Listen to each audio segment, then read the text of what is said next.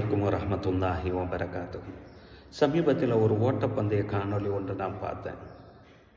பல நபர்கள் ஓடிக்கொண்டு வந்து கொண்டு இருக்கிறார்கள். அதில் ஒரு நபர் வேகமாக முன்னேறி வந்து விட்டார். நம்ம தான் முன்னேறி வந்து விட்டோமே என்பதற்காண்டி அந்த வெற்றியினுடைய அந்த இலக்கான அந்த கயிறை தட்டி செல்வதற்கு ஒரு சில செகண்டுகள் இருக்கக்கூடிய நேரத்தில் தன்னுடைய ஓட்டத்தினுடைய தளர்வை ஏற்படுத்துகிறார். அந்த ஒரு செகண்டு தளர்வு பின்னால் உண்டான அந்த நபர் மின்னல் வேகத்தில் அந்த கயிறை தட்டி செல்கிறார். இப்போ பாருங்கள், அந்த ஒரு செகண்டினுடைய பொடுபோக்குத்தனம் ஒரு வெற்றியை எந்த அளவுக்கு பறித்து விட்டது என்பது. இதை தான் நம்மளுடைய வாழ்க்கைக்கு உண்டான மிகப்பெரிய ஒரு பாடம். அல்லாஹ் அல் குர்ஆன் ஷரீஃபில் வலா தக்கும் மினல் காஃபிலீன், நீங்கள் பொடுபோக்குத்தனம் உள்ளவர்களாக நீங்கள் மாறிவிடாதீர்கள் என்று பல இடங்களில் நம்மளுக்கு சொல்லி தந்து கொண்டே இருக்கிறான்.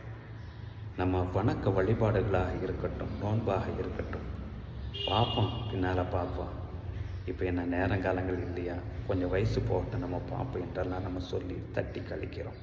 அதுவரை நம்ம உசுரோடு இருக்கணும் அல்லவா? அடுத்த செகண்டே நம்மளுடைய கையில் இருக்குதா இல்லையாங்கிறது கூட நம்ம கையில் இல்லைல்ல. நம்ம நிகழ்காலத்தில் இருக்கக்கூடிய ஒவ்வொரு நிமிடமும் ஒவ்வொரு செகண்டும் விலை மதிப்பற்றவைகள். இந்த உலகத்தில் என்ன கொடுத்தாலும் ஈடு செய்ய முடியாத மணித்துளிகள். சரி, ஒரு வருஷத்தினுடைய அந்த ரமலானுடைய சிறப்பு என்னங்கிறத தல்ஹத் இப்னு உபைதுல்லா ரலியல்லாஹு அன்ஹு அவர்கள் அறிவிக்கக்கூடிய ஒரு ஹதீஸு சுனன் இப்னு மாஜாவில் பதிவு செய்யப்பட்டிருக்க அந்த ஹதீஸ் உணர்த்து காட்டுகிறது. 2 நண்பர்கள் ஒன்றாகவே இஸ்லாத்துக்கு நுழைகிறார்கள். அவர்களில் ஒரு நபர் இஸ்லாத்திற்காண்டி அறப்போரில் ஈடுபட்டு ஷஹீதாக ஆகிவிட்டார், உயிர் தியாகம் செய்து விட்டார். மற்றொரு நபர் மறு வருஷம் படுத்த படுக்கையில் இருந்த அந்த இடத்துல வஃபாதாய் மரணமடைந்து விட்டார். 2 நபர்களுமே சொர்க்கத்தினுடைய வாசலில் இருப்பதாக நான் கனவு கண்டேன். யார் சொல்ல? தல்ஹத் இப்னு உபைதுல்லா அவங்க. சொர்க்கத்தினுடைய வாசலில் இருப்பதாக நான் கனவு கண்டேன்.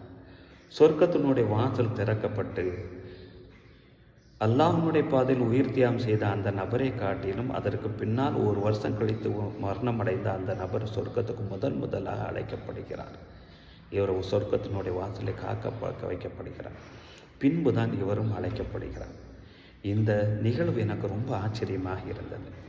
ரசூல் ஸல்லல்லாஹு அலைஹி வஸல்லம் அவர்கள்ட்ட கேட்கக்கூடிய நேரத்தில் ரசூல்லா சொன்னாங்க, ஏன்பா, ஷஹீதானவருக்கு பின்னால் ஒரு வருஷ காலங்கள் அவர் உயிரோடு இருந்து ஒரு ரமலானை அடைந்தார் அல்லவா, அதில் நோன்பு நோற்றார் அல்லவா, ஒரு வருஷ காலங்கள் சஜிதாவில் இறைவன் காண்டி மன்றாடினார் அல்லவா, தொழுதார் அல்லவா, இந்த இடைவெளி போதாத வானம் பூமிக்கு மத்தியில் உண்டான இடைவெளி, இதில் ஆச்சரியப்பட என்ன இருக்கிறது என்றார்களாம் நபிகள் நாயகம் ஸல்லல்லாஹு அலைஹி வஸல்லம் அவர்கள்.